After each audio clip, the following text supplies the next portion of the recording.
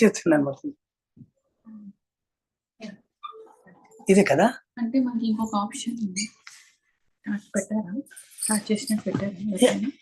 ఇంకా లేదు, ఇంకా పెట్టలేదు మాతాజీ. ఇప్పుడు ఏం చేయాలి?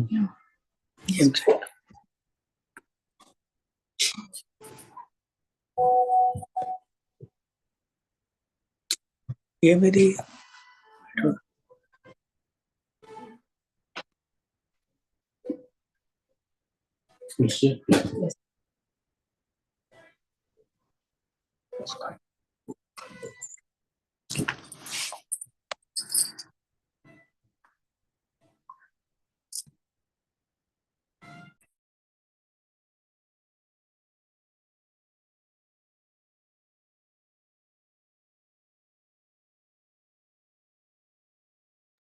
Hare Krishna, my dear devotees, all glories to Srila Prabhupada.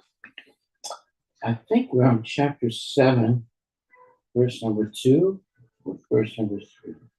One second, Maharaj.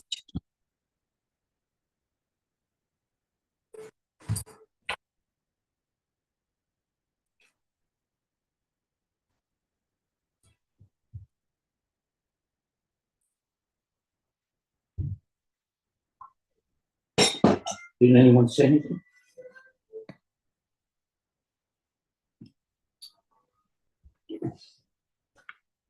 Okay, we'll start from text number 2. Oh, wait a minute.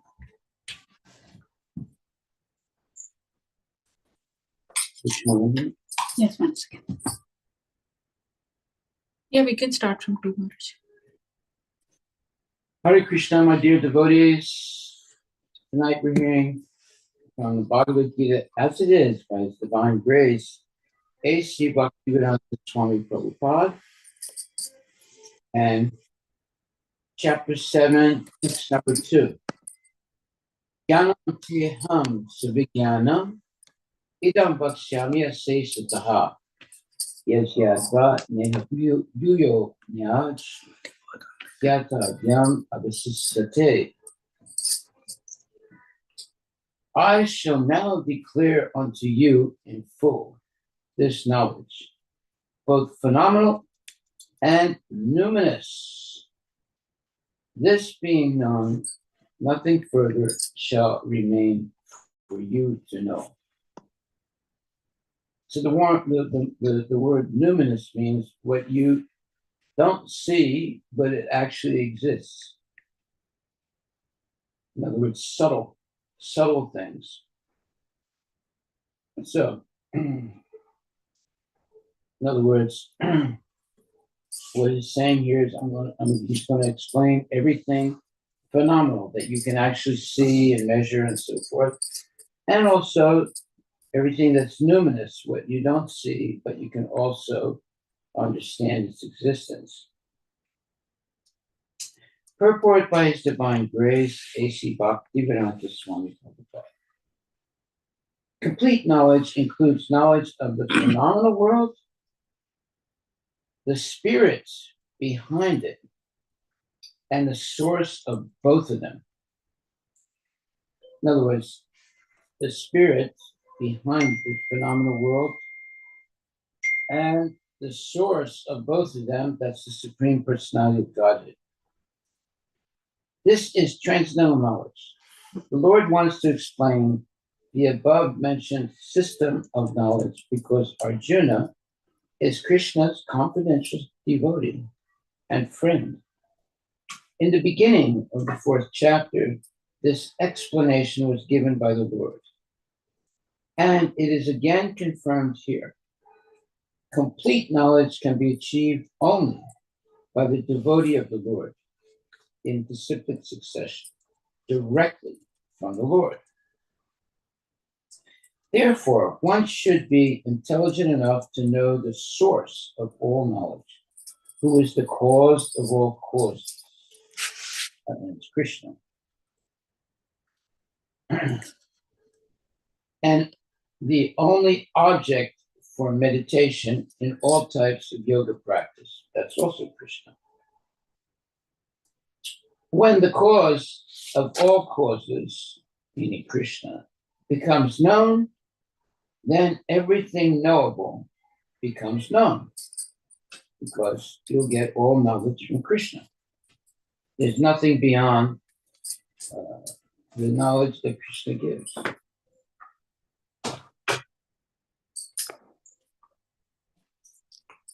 When the cause of all causes becomes known, then everything knowable becomes known, and nothing remains unknown. The Vedas, especially the Mundaka Upanishad 1.3 say, Kasmin Bhagavo Vignate Sarvam Idam Vigyatam Bhavanti. Okay, there's no translation of that. So the Vedas, the Mundaka Upanishad 1.3 say, Kasmin Bhagavo Vigyate Sarvamidam Vigyatam Bhavanti. Well, what does that mean? It means that when the cause of all causes becomes known, then everything knowable becomes known, and nothing remains unknown. That's what it means. It's this verse from the Mundaka Upanishad. I'll read that again.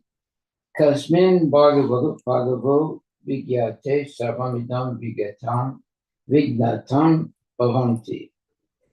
When the cause of all causes becomes known, then everything knowable becomes known, and nothing remains unknown. Okay. So text number 3. Manusyanam sahasre su kaschit jatati siddhaye. Jatatam. Maharaj, that Kasmin Bhagavo Vignate Sarvam Idam Vignatam Bhavati. Yeah. Meaning is, O revered sir, what is that knowing which everything becomes known? Say that again. What, O revered sir, what is that knowing which everything becomes known? What is that knowing which everything becomes known? Okay. That is a question. That's why it says, when the cause of all causes becomes known, then everything knowable becomes known, and nothing remains unknown. Yeah. That is the answer to that question. Yes. Okay, so then text number 3. Manusyanam sahasre kaschit jatati siddhaye. Yatatam api siddhanam kaschin mam yatata. Out of many thousands among men, one may endeavor for perfection. And of those who have achieved perfection, hardly one knows me in truth. Purport by His Divine Grace, A.C. Bhaktivedanta Swami Srila Prabhupada.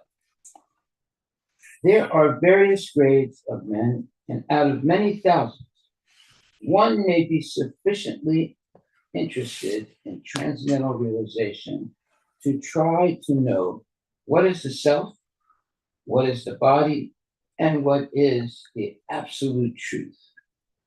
Generally, mankind is simply engaged in the animal propensities, namely eating, sleeping, defending, and mating, and hardly anyone is interested in transcendental knowledge.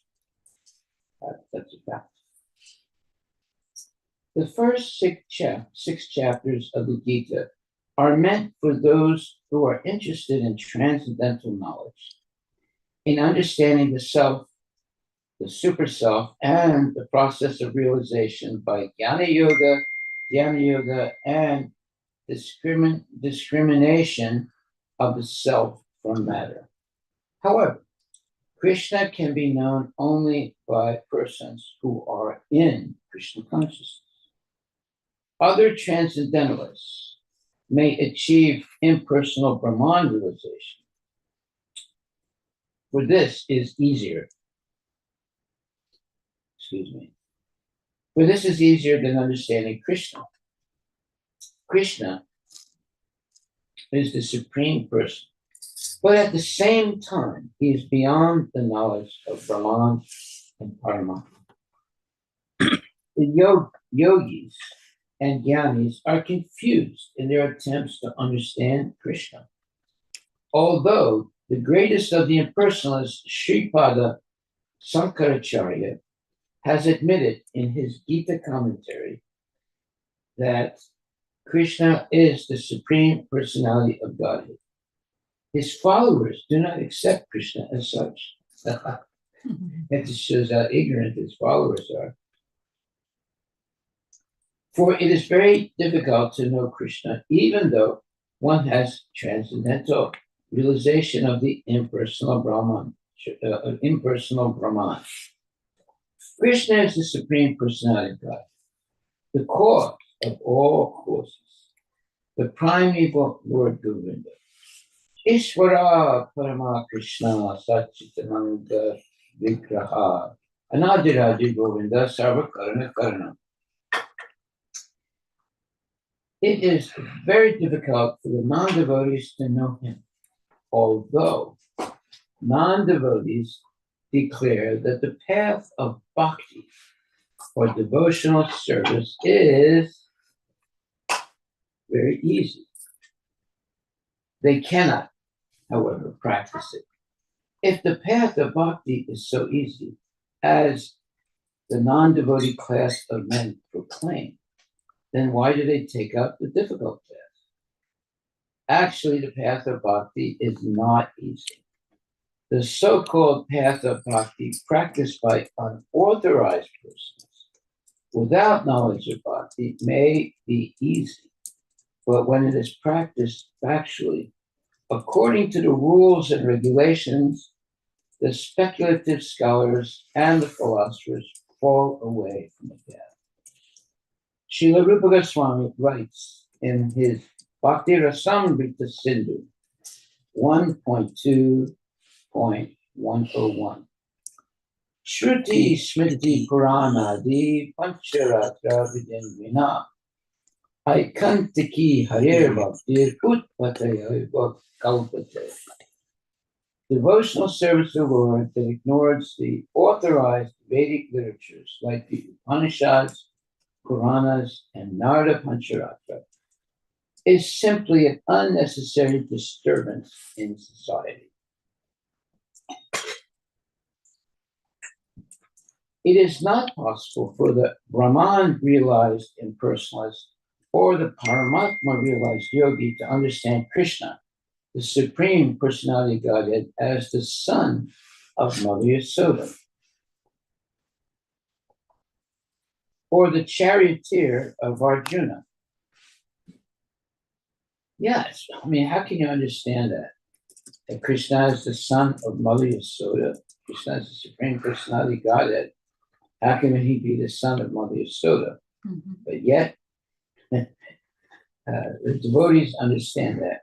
Or that Krishna has become the charioteer of Arjuna.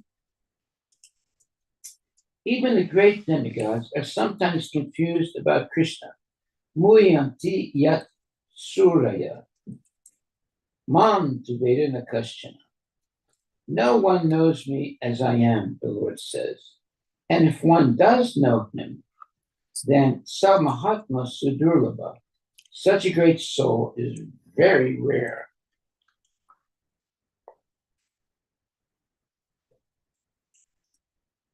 Therefore, unless one practices devotional service to the Lord, one cannot know Krishna as he is.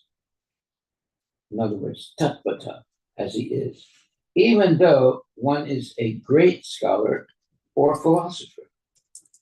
Only the pure devotees can know something of the inconceivable transcendental qualities in Krishna, in the cause of all causes, in his omnipotence and opulence, and in his wealth, fame, strength, beauty, knowledge, and renunciation. Because Krishna is benevolently inclined to his devotees, he is the last word in Brahman realization, and the devotees alone can realize him as he is. Therefore, it is said, Atakshi Krishna Nama Dina Bhavet Kayam Indriya. Sevan Mukhe Jiva, those Swayam Eva Spurat Ida. No one can understand Krishna as he is by the blunt material senses. But he, meaning Krishna, reveals himself to the devotees, being pleased by them for their transcendental loving service unto him.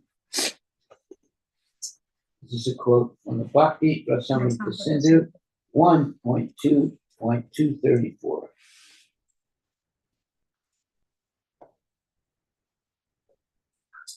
Okay, text number 4.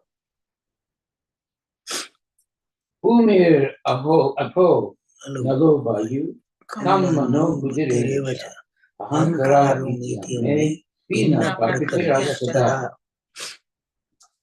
Earth, water, fire, air, ether, mind, intelligence, and false ego, all together these 8 constitute my separated material energies. Purport by Srila Prabhupada. The science of God analyzes the constitutional position of God and his diverse energies.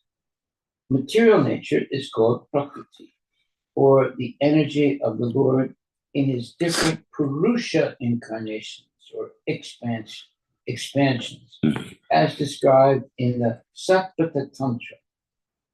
Vishnu's 2 Shani Rupani Purusatyayani Ato Vidu Ekam Tu Mahata Strasir Dvitiyam Twanda Samsitaham Chitiyam Sarvabhuta Stam Tani Gyatva Vimuchyate. For material creation, Lord Krishna's plenary expansion assumes 3 Vishnus. The first one, Mahavishnu, creates the total material energy, known as the Mahat Tattva. The second, Garbhodaksha Vishnu, enters into all the universes to create diversities in each of them. The third, Shirodaksha Vishnu, is diffused as the all-pervading supersoul in all the universes and is known as Param Atma. He is present even within the atoms.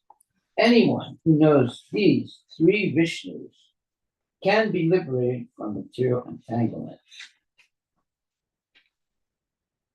This material world is a temporary manifestation of one of the energies of the Lord. All the activities of the material world are directed by these 3 Vishnu expansions of Lord Krishna. These Purushas are called incarnations.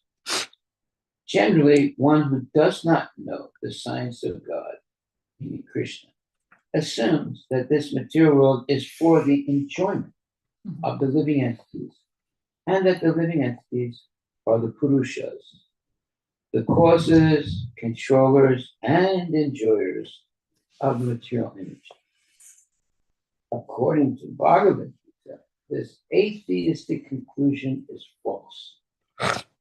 In the verse under discussion, it is said that Krishna is the original cause of the material manifestation.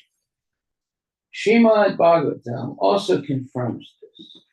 The ingredients of the material manifestation are separated energies of the Lord. Even the Brahmajyoti, which is the ultimate goal of the impersonalist, is a spiritual energy manifested in the spiritual sky.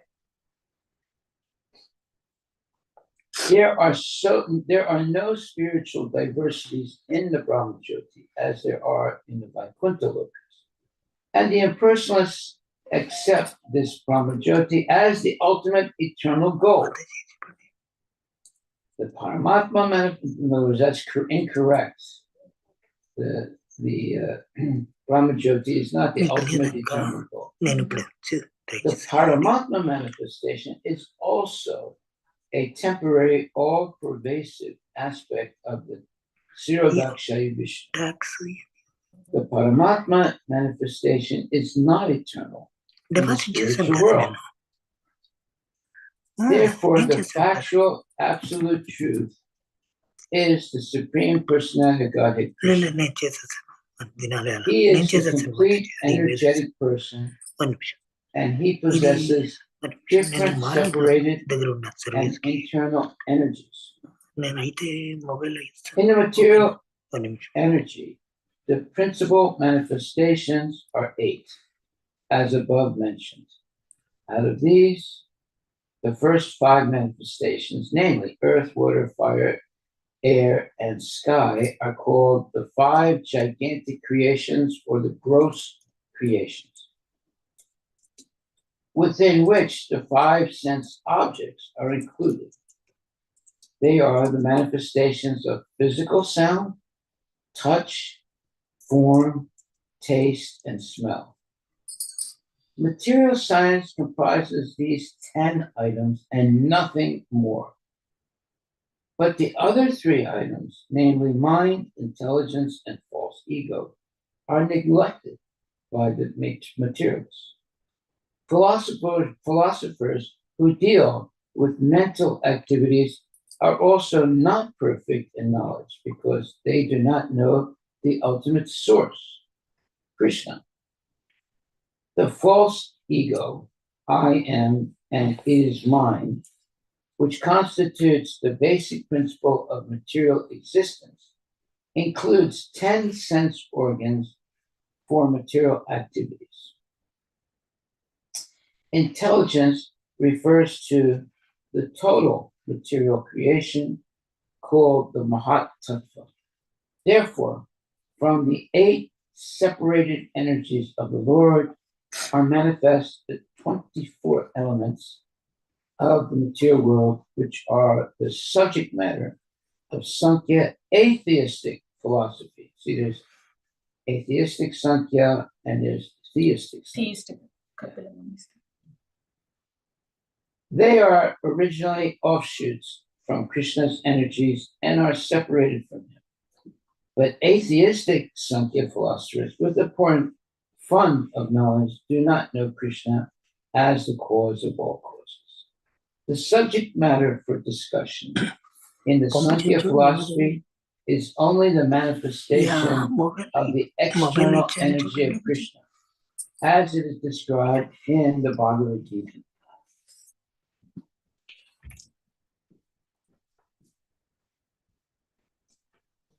Okay, text number 5. Maharaj, we want to Oh, go to temple. it's finished? Yeah, 3 more minutes. 3 more. Okay.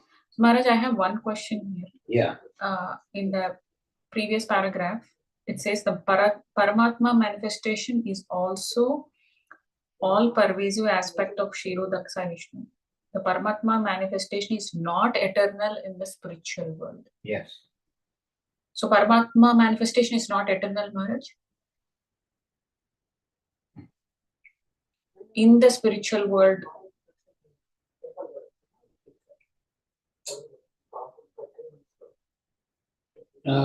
Yeah, that's right. The Paramatma manifestation is also a temporary, all-pervasive aspect of Shirodakshaya Vishnu. Paramatma manifestation is not eternal in the spiritual world. is it Because because it's a temporary manifestation, therefore it can't be in the spiritual world. because the material worlds keep Only getting, eternal things are in the spiritual world. it's because the material worlds get created and then they get absorbed into Mahavishnu. Mhm. So every time a material world is created through the Mahavishnu's pose, so Kshirodaksa when Krishna enters the material world, and then once the material world, so it's a temporary, it's manifest It's and temporary, unmanifest. It's not eternal. Yeah, it's not eternal. All right, so I think our time is up. Yeah, Maharaj. Yeah. Kshirodaka Sai Vishnu. Actually, there is no temple, right, for that. For Garbhodayaka Vishnu, we see that. In India, we see Vishnu is sleeping and we go and Kshirodayaka Vishnu, we never see any temple, I think, right? I don't know for sure about that. Okay. But well, wait a minute. Let me see this here. Mahatma manifestation. So there's Shirodakshaya Vishnu and There's Mahavishnu, Mahavishnu, Garbhodayaka Vishnu. Garbhodakshaya Vishnu, and Shirodakshaya. Kshirodakshaya Vishnu. Yes. So what do you say? We don't see Garbhodakshaya Vishnu? No, Garbhodayaka Vishnu, we see a lot of temples are there, like Sri Rangam, Okay. and in Kerala also, there is one temple is there, Ananta Padmanabh temple. And Srirangapatna is there, one Garbhodayaka Vishnu. Usually, Sriman Narayana is sleeping, and we can see that. But Kshirodayaka Vishnu. Which Vishnu are you not seeing? Kshirodayaka Vishnu. Shirodakshaya Vishnu. Yeah. Okay. Well, we'll leave that open, that question. Okay. Okay, Maharaj. Hare Krishna Maharaj. Haribol. Yeah, so my understanding about Paramatma being residing inside every living entity is to guide us in spiritual path until we achieve that destination to serve Lord in the spiritual realm, basically in Golok Vrindavan or Vaikuntha Loka. So his a part is only in the material world, because once he guides us as Paramatma to come to that platform, then he need not have to be with us. So once a soul attains that at that level, so Paramatma is not needed, because he's already in with Krishna's personal association, right? That is what my understanding is. So that's why here it is said that Paramatma is it's a temporary. It doesn't exist eternal, and it is not in spiritual world. The Paramatma manifestation is also a temporary or pervasive aspect of the Shirodakshaya Vishnu. The Paramatma manifestation is not eternal in the spiritual world. Therefore, the factual absolute truth is the Supreme Personality of Godhead, Krishna. He is the complete energetic person, and he possesses different, separated, and internal energies. Yeah, okay, so that's correct. Paramatma is not eternal in the spiritual world. Mm-hmm. Yeah. Hare Krishna Maharaj. There you go.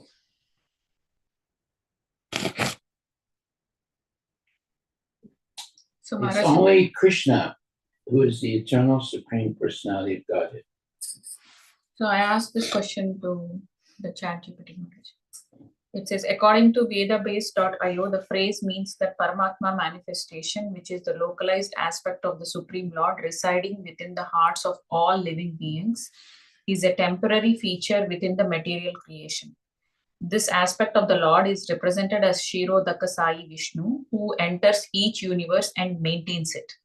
The term temporary refers to the fact that the Paramatma exists only within the material world for the purpose of managing and witnessing all activities. Once the material creation is dissolved during the cosmic annihilation, the Paramatma function ceases, as there are no more material bodies or universes to oversee. In contrast, in the spiritual world, Vaikuntha, the Lord exists eternally in his personal form as Bhagavan. The spiritual world is not subject to creation and destruction like the material world. Therefore, the Paramatma aspect is not necessary there. This understanding highlights the distinction between the Lord's various manifestations, emphasizing that the ultimate eternal form of Lord is Krishna in the spiritual realm. Very good. Yes. Okay. Thank you, Maharaj. That hits the nail on the head. Yeah. Haribol. Hare Krishna. Hare Krishna. So the Paramatma manifestation is also a temporary, all-pervasive aspect of the Shirodakshai Vishnu. Paramatma manifestation is not eternal in the spiritual world.